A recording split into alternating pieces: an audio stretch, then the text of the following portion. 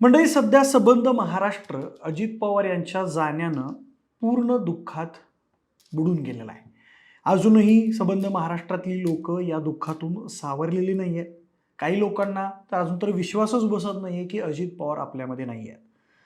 आणि एका बाजूला अशी परिस्थिती असताना दुसऱ्या बाजूला मात्र त्यांच्याच पत्नी असणाऱ्या सुनेत्रा पवार मात्र उपमुख्यमंत्री पदाची शपथ घेताना आपल्याला दिसत आहेत.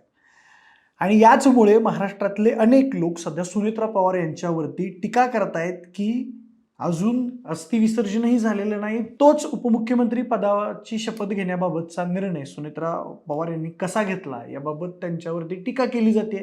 पण एक राजकीय परिस्थिती आत्ताची बघितली आणि एक राजकीय चाल म्हटली किंवा राजकीय परिस्थिती म्हटली तर त्या राजकीय परिस्थितीमध्ये अशा पद्धतीचा निर्णय घेणं, धाडसी निर्णय घेणं सुद्धा तितकं महत्त्वाचं होतं, असं सुद्धा काही लोक म्हणताना आपल्याला दिसत आहेत.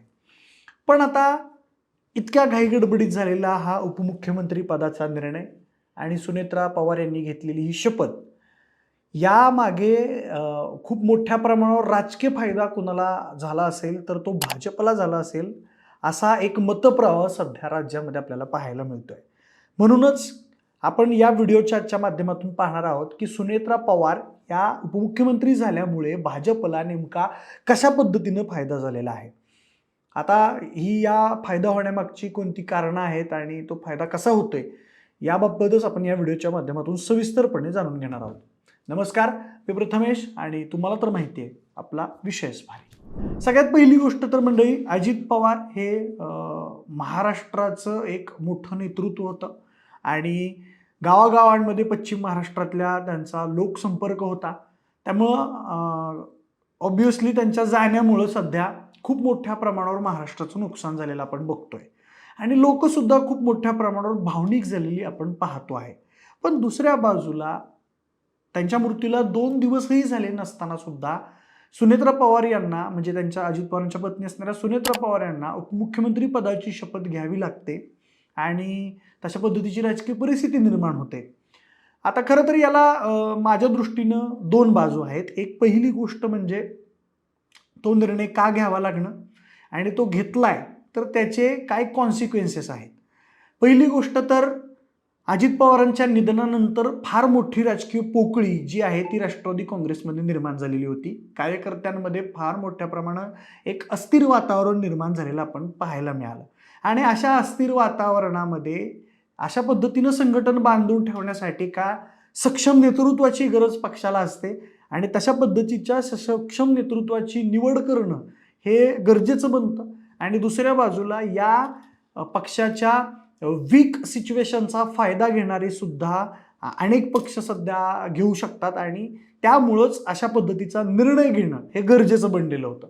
आता पहिला मुद्दा की भाजपला यामुळं कशा पद्धतीनं फायदा होऊ शकतो. सगळ्यात पहिला मुद्दा तर दादांच्या जाण्यामुळं निर्माण झालेली सहानुभूती. अजित पवार हे महाराष्ट्राचं लाडकं नेतृत्व होतं, यात काही वाद नाही. अनेक लोकांनी आपल्या स्टेटसच्या माध्यमातून, सोशल मीडियाच्या माध्यमातून निशब्द अशा पद्धतीनं त्यांनी आपल्या भावना व्यक्त केलेल्या होत्या आणि त्यामुळे राज्यामध्ये कशा पद्धतीची परिस्थिती निर्माण झाली अजितदादांच्या जाण्यामुळे आपण सगळ्यांनीच पाहिलेले. लोक कशा पद्धतीने भावनिक होत आहेत. त्यामुळे त्यामुळे अजितदादांच्या जाण्यामुळे ज्या पद्धतीची सध्या भावनिक लाट निर्माण झालेली आहे, सहानुभूतीची लाट निर्माण झालेली आहे, ती सहानुभूती ग्रॅब करण्याची संधी भाजपला अजित पवारांच्या ज्या पत्नी आहेत सुनेत्रा पवार यांना उपमुख्यमंत्री करून जी संधी प्राप्त झालेली आहे ती भाजपा सहजासहजी सोडणार नाही हे तर सगळ्यांना माहीत होतंच. आणि सुनेत्रा पवारांना उपमुख्यमंत्री करून त्यांनी जी सहानुभूतीची लाट आहे ती गॅप करण्यामध्ये कुठेतरी यश मिळवलेलं आहे. म्हणजे अजित पवारांच्या जाण्यानंतर दुसऱ्या दिवशी वृत्तपत्रांमध्ये ज्या पद्धतीने आपण जाहिराती आलेल्या पाहिल्या त्यासुद्धा त्याचंच एक द्योतक आहेत की त्यांनी पटकन या गोष्टीचा सहानुभूतीचा फायदा घेण्याचा प्रयत्न केलेला आपल्याला दिसतो. दुसरा मुद्दा, अजितदादांकडं खूप तगडी खाती होती, त्यातलंच एक होतं ते म्हणजे अर्थ खातं.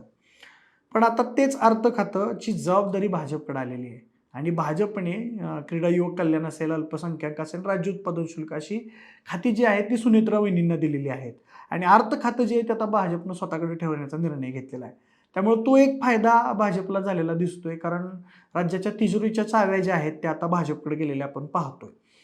त्यानंतर तिसरा एक मुद्दा जो आहे तो म्हणजे अजित पवारांच्या पत्नी सुनेत्रा पवार तितक्याशा राजकीय परिपक्व नाहीत असं अनेक ठिकाणून बोललं जाते, आणि त्यामध्ये काही अंशी खऱ्या गोष्टी सुद्धा आहेत.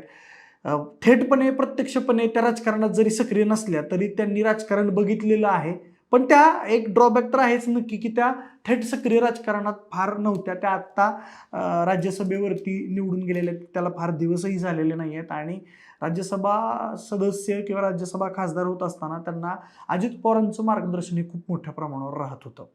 त्यामुळं या राजकीय परिपक्वतेचा किंवा अपरिपक्वतेचा फायदा भाजप घेऊ शकतं याबद्दल म्हणजे 100%च बोललं जातंय, कारण भाजप असा पक्ष आहे की जो कुठेही एक रिकामी स्पेस शिल्लक ठेवत नाही, आणि त्यांना अशा पद्धतीची जर स्पेस सापडत असेल तेही राष्ट्रवादीसारख्या इतक्या मोठ्या पक्षामध्ये, तर ते नक्कीच ते ग्रॅब करण्याचा प्रयत्न करणार, आणि भविष्यात जाऊन नक्कीच अजितदादांचं जेवढं उपद्रव मूल्य होतं तितकंसं त्यांना सुनेत्रा वहिनींचं जाणवणार नाहीये.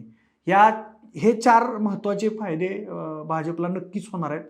आणि शेवटचा एक 5वा फायदा भाजपला असा होऊ शकतो, तो असा की अजितदादांचं उपद्रव मूल्य मी मगाशी ज्या पद्धतीने म्हटलं की ते तितकंसं त्यांना सुनेत्रा वहिनींकडून जाणवणार नाही. आणि दुसरा मुद्दा म्हणजे पवारांची ताकद अजित पवारांच्या जाण्यामुळं कमी झालेली दिसते, असं म्हणता येत नाही थेटपणे कमी झालेली दिसते ते, पण अजित पवारांसारखा एक नेता पवारां कुटुंबातला ज्यानं खऱ्या अर्थानं एक जरब बसवलेली होती विरोधी पक्षांवरती, आणि असा नेता गेल्यामुळं कुठंतरी भाजपला एक स्पेस मिळणार आहे, आणि कुठंतरी त्यांची कमी जी आहे तीच भाजपची फायद्याची गोष्ट बनू शकते असं म्हटलं तरी वावगं ठरणार नाही. एकूणच सुनेत्रा वहिनींना उपमुख्यमंत्री केल्यामुळं भाजपला या अशा पद्धतीचे काहीसे फायदे होण्याची दाट शक्यता आता निर्माण झालेली आहे, आणि तसे फायदे होताना आपल्याला दिसत आहेत. त्यामुळं याबाबत तुम्हाला काय वाटतं? सुनेत्रा वहिनींना उपमुख्यमंत्री पदाची शपथ घ्यायला लावणं किंवा त्यांनी अशी शपथ घेणं, उपमुख्यमंत्री पदाच्या खुर्चीवर बसणं, ही किती योग्य गोष्ट आहे?